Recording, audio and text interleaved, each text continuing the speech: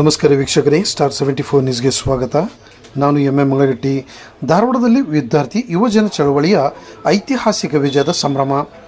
ಧಾರವಾಡದ ವಿವೇಕಾನಂದ ವೃತ್ತದಲ್ಲಿ AIDSO, AIDYO, AIMSS ಸೇರಿದಂತೆ ವಿವಿಧ ಪ್ರಗತಿಪರ ಸಂಘಟನೆಗಳ ವತಿಯಿಂದ ಅಭಿನಂದನಾ ಸಭೆ ನಡೆಯಿತು.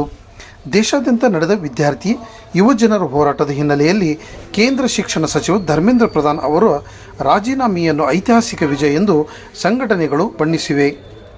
ನೀಟ್ ಪರೀಕ್ಷೆಗೆ ಸೋರಿಕೆ, ಶಿಕ್ಷಣದ ವ್ಯಾಪಾರೀಕರಣ ಹಾಗೂ ನಿರುದ್ಯೋಗದ ವಿರುದ್ಧ ಹೋರಾಟ ಮುಂದುವರಿಯಬೇಕು ಎಂದು ಮುಖಂಡರು ಆಗ್ರಹಿಸಿದರು. ರಾಷ್ಟ್ರೀಯ ಪರೀಕ್ಷಾ ಸಂಸ್ಥೆ NTA ರದ್ದುಪಡಿಸಬೇಕು, ಪ್ರಶ್ನೆ ಪತ್ರಿಕೆ ಸೋರಿಕೆಗೆ ಕಾರಣರಾದವರ ವಿರುದ್ಧ ಕಠಿಣ ಕ್ರಮ ಕೈಗೊಳ್ಳಬೇಕು ಹಾಗೂ ಸಂತ್ರಸ್ತರ ವಿದ್ಯಾರ್ಥಿಗಳ ಕುಟುಂಬಗಳಿಗೆ ಸೂಕ್ತ ಪರಿಹಾರ ನೀಡಬೇಕು ಎಂದು ಒತ್ತಾಯಿಸಲಾಯಿತು.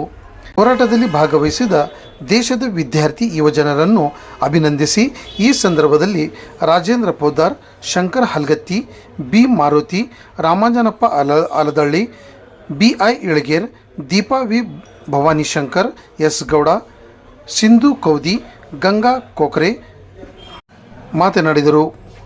ಈ ಸಂದರ್ಭದಲ್ಲಿ ಎಐಡಿಎಸ್ಒ, ಎಐಡಿವೈಒ, ಎಐಎಂಎಸ್ಎಸ್ ಸೇರಿದಂತೆ ವಿವಿಧ ಪ್ರಗತಿಪರ ಸಂಘಟನೆಗಳ ಮುಖಂಡರಾದ ರವಿರಾಜ್ ಕಾಂಬ್ಳೆ, ಗಂಗಾಧರ್ ಬಡಿಗೇರ್, ಶರಣು ಗೋನ್ವಾರ್, ಮಧುಲತಾ ಗೌಡ್ರ, ಶಶಿಕಲಾ ಮೇಟಿ, ಭುವನಾ ಧಾರವಾಡ, ದೇವಮ್ಮ ದೇವಕ್ಕಲ್, ಯಲ್ಲಪ್ಪ ದೊರೆ ಮುಂತಾದವರು ಭಾಗವಹಿಸಿದರು.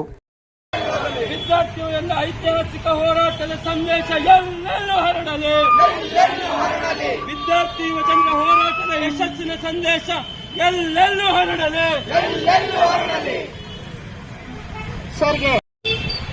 ಏನೇ ಸರ್ವಾಧಿಕಾರ ಇದ್ರೂ ನಮ್ಮ ಯುವ ಜನತೆಯ ಮುಂದೆ ಅದು ತಲೆ ಬಾಗಲೇಬೇಕು.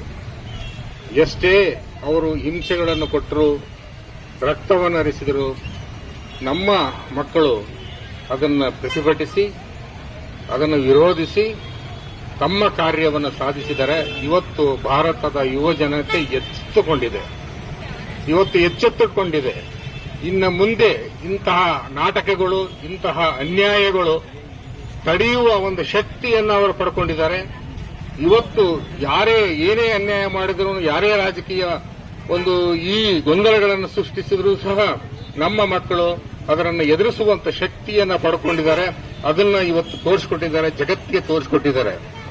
ಅವರು ಎಷ್ಟೇ ಹಿಂಸೆಗಳನ್ನು ಮಾಡಿದರೂ ಸಹ, ಎಷ್ಟೇ ಅವರಿಗೆ ಕ್ರೂರವಾಗಿ ನಡೆದುಕೊಂಡರೂ ಸಹ ನಮ್ಮ ಮಕ್ಕಳು ಅದನ್ನ ಬಹಳ ಶಾಂತಿಯಿಂದಲೂ ಬಹಳ ತಾಳ್ಮೆಯಿಂದ ಅದನ್ನು ವಿರೋಧಿಸಿ ಇವತ್ತು ಗೆಲುವನ್ನ ಸಾಧಿಸಿದ್ದಾರೆ. ಅವರೆಲ್ಲರಿಗೂ ನಾವು ಅಭಿನಂದನೆಗಳನ್ನು ಸಲ್ಲಿಸಲೇಬೇಕಾಗ್ತದೆ. ಅವರ ಜೊತೆಗೆ ನಾವು ಸದಾ ನಾವು ನಿಲ್ಲಬೇಕಾಗ್ತದೆ ಅಂತೇಳಿ ನನ್ನ ಮಾತಿಗೆ ಕೇವಲ ಒಂದು ವಿದ್ಯಾರ್ಥಿಗಳ ವಿಜಯೋತ್ಸವ ಅಲ್ಲ. ದಯವಿಟ್ಟು ಎಲ್ಲ ಪ್ರಜ್ಞಾವಂತ ನಾಗರಿಕರಿಗೆ ಗಮನಿಸಬೇಕಾದಂತ ವಿಷಯ, ಇದು ಭಾರತದ ಪ್ರಜಾಪ್ರಭುತ್ವ ವಿಜಯೋತ್ಸವ ಆಗಬೇಕು. ಜೋರಾಗಿ ಎಲ್ಲರೂ ಚಪ್ಪಾಳೆ ಹೇಳಿ. ಇದು ಭಾರತದ ಪ್ರಜಾಪ್ರಭುತ್ವ ವ್ಯವಸ್ಥೆಯ ವಿಜಯೋತ್ಸವ. ಇಲ್ಲಿ ನಾನು ಗೆದ್ದೆ, ನೀನು ಸೋತೆ, ನೀನು ಗೆದ್ದೆ, ನಾನು ಸೋತೆ ಪ್ರಶ್ನೆ ಇಲ್ಲ. ಇಲ್ಲಿ ಭಾರತ ಪ್ರಜಾಪ್ರಭುತ್ವ ಯಶಸ್ವಿನ ಸಾಧನೆ ಆಗಿದೆ. ಜುಲೈ 20 ಈ ದಿನವನ್ನು ನಾವು ಭಾರತದ ಪ್ರಜಾಪ್ರಭುತ್ವ ವಿಜಯೋತ್ಸವವಾಗಿ ಆಚರಿಸಬೇಕಾಗಿದೆ. ಪ್ರತಿ ವರ್ಷ ವಿದ್ಯಾರ್ಥಿಗಳು ಆ ರೀತಿಯ ಇತಿಹಾಸವನ್ನು ನಿರ್ಮಾಣ ಮಾಡಿದ್ದಾರೆ. ಇದಕ್ಕಾಗಿ ನಾವು ಎಲ್ಲ ಇಡೀ ದೇಶದ ವಿದ್ಯಾರ್ಥಿ ವರ್ಗಕ್ಕೆ, ವಿದ್ಯಾರ್ಥಿ ಬಂಧುಗಳಿಗೆ ಅಭಿನಂದನೆಗಳನ್ನ, ಧನ್ಯವಾದಗಳನ್ನ ಹೇಳಬೇಕಾಗಿದೆ.